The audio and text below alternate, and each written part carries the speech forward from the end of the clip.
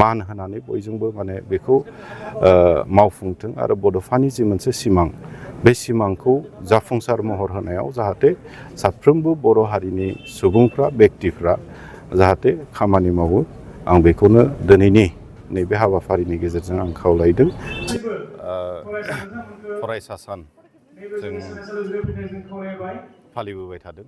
दुलाराय बर' फरायसा आफादा बिथांनि रुंसारि जानायनि उननिफ्रायनो दिनैनि सानखौ फरायसा सान हिसाबै फालिदों आरो बिनिनो गेजेरजों जोंनि दुलाराय बर' फरायसा आफाद, बर'नि गुबुन गुबुन माहारियारि आफाद आरो बर' हारि एज ए हल जों दिनैनि सानखौ बे फरायसा सान हिसाबै फालिबोबाय थानायखौ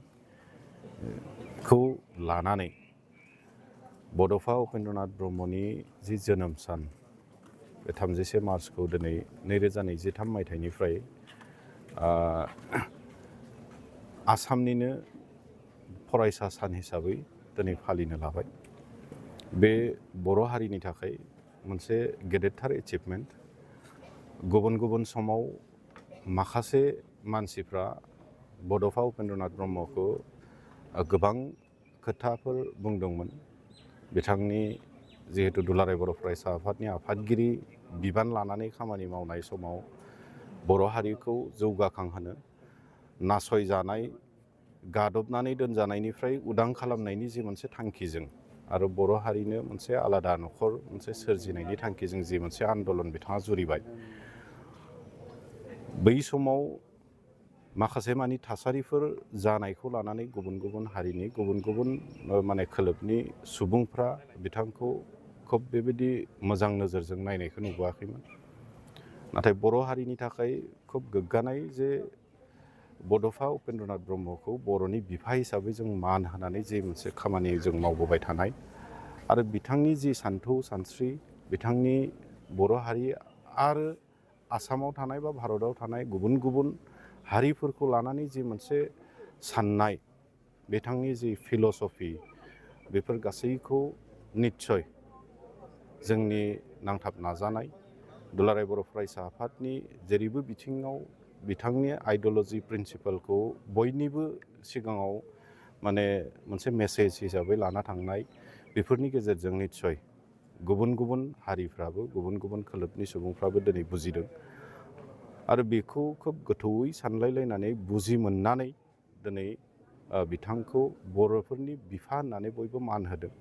बर'फोराल' नङा आरो बेखौनो मान होनानै आं एसे बुंबावगोन जे 2023 मायथाइनिफ्राय बिथांनि बे जोनोम सानखौ फरायसा सान हिसाबै, आसामनिनो फरायसा सान हिसाबै गुबुन गुबुन अनुस्थान प्रतिष्ठानफ्राव फालिबोनायखौ जों मोन्दों आरो बे जोंनि थाखाय बयनिख्रुइबो देरसिन एचिभमेन्ट।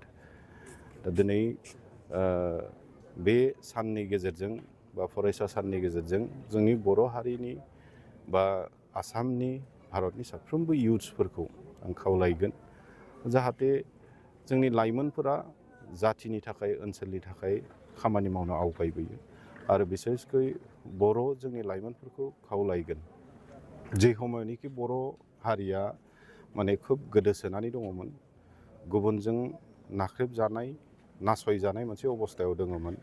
जों नुदों बैखिनि समायाव जानो हागौ बड'फानि बे मुभमेन्टआ जुदि जागायजेनामोनब्ला गुबुन जायगानि बाथ्राफोरखौ आं बुङा जे जोंनि उदालगुरि बायदियावनो गोबां गुबुन गुबुन जायगाफ्राव बर' राव रायनाया गोमालांबायमोन। जोंनि गाननाय जोमनायफ्रा एसे गोमालांनो हमदोंसैमोन। माखासे समफोराव बर' होननानै बुङोब्लानो माने नासयजानाय, बहाबा माने दै लोंनो मोनै, हाबनो मोनै बेबायदि मोनसे अबस्थानिमोन।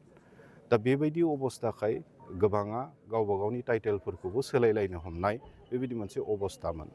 दा बेबायदि समायाव बिथाङा दुलाराय बर' फरायसा आफादनि आफादगिरि बिबान लानानै मोनसे मुभमेन्ट जागायबाय आरो बे मुभमेन्टनि गेजेरजों बर' हारिनि गेजेराव मोनसे सोलायनाय, गुस्लायनाय आरो जाय सोलायनायनि गेजेरजों दिनै नैबे जों आथालाव मोनफैदों।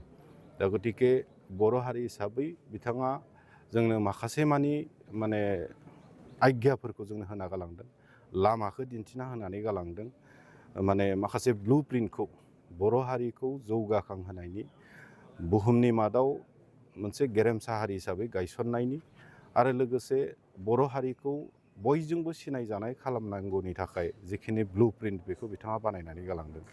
दा जोङो बहाबा ससे लामा आवगायनानै आन्दायहैनायनि कुनु बाथ्रा गैया। दा बिनि थाखाय जोंनि लाइमोनफोरखौ खावलायगोन जाहाथे नोंथांमोना जिखिनिखौ गामियाव, ओनसोलाव, फरायसालियाव आरो गावबा गावनि जिखिनि केपासिटि, जिखिनि गियानफोरखौ जों आरजिबाय, जिखिनि रोंगौथायखौ जों लाबाय, आरजिनानै लाबाय, बे गियान रोंगौथायफोरखौ जाहाथे जाथिखौ सिबिनायावबो एसेब्लाबो कन्ट्रिबिउसनखौ साफ्रोमबो बर' लाइमोनफ्रा होलाङो। बड'फाया जेरै गावनि गासैखौबो त्याग खालामनानै बिथाङा बर' हारिनि थाखाय खामानि मावनो आवगायबोदों। गावनि इभेन साख्रि बिथाङा माने त्याग खालामदों, जाथिनि थाखाय जुजिबोदों, नांबोदों। दा बेबायदि बड'फानि बायदि दिनै जोंनो साख्रि गारलायलायनानै खामानि मावनांगौ बयखौबो जों बुंनो थाङा। नाथाय जि दोङो बेजों एटलिस्ट जाथिनि थाखाय खामानि मावनो जाहाथे जोंनि साफ्रोमबो इयुथ्सफोरा, लाइमोनफ्रा, जोंनि इयुन फिरिफ्रा जाहाथे आवगायबाय, आं बेखौनो खावलायगोन। बड'फानि जि लिगेसि बे हदायबो गोजोरै थाथों। बिथांनि जिखिनि सान्थौ सानस्रि, बे सान्थौ सानस्रिया साफ्रोमबो बर' हारिजों फल'आप खालामजाथों, मान होनानै बयजोंबो माने बेखौ मावफुंथों। आरो बड'फानि जि मोनसे सिमां, बे सिमांखौ जाफुंसार महर होनायाव जाहाथे साफ्रोमबो बर' हारिनि सुबुंफ्रा, बेक्तिफ्रा जाहाथे खामानि मावो, आं बेखौनो दिनैनि नैबे हाबाफारिनि गेजेरजों आं खावलायदों। दिनै दुलाराय बर' फरायसा आफादा मोनफ्रोमबो जिल्लायाव मिरु नाङै बे हाबाफारिखौ फालिदों। उदालगुरि जिल्ला दुलाराय बर' फरायसा आफादा आम्बागाव दख'रा दुलाराय बर' फरायसा आफादनि मददजों बरिगाव हायार सेकेन्डारि स्कुलावहाय बे हाबाफारिखौ लादों। फुंबिलि समाव जों फिरफिला बिरहोनाय हाबाफारि लाबाय, बड'फानि मुसुखायाव बिबार बावनाय आरो बड'फानि जिथु लिगेसि बेखौ लानानै जोङो सावरायनो मोनसे लादों। बिथांनि जि जिउ जारिमिन, बिथांनि खामानि मावलांनाय, बेखौ जोङो सावरायनाय हाबाफारि जों लानाय जादों।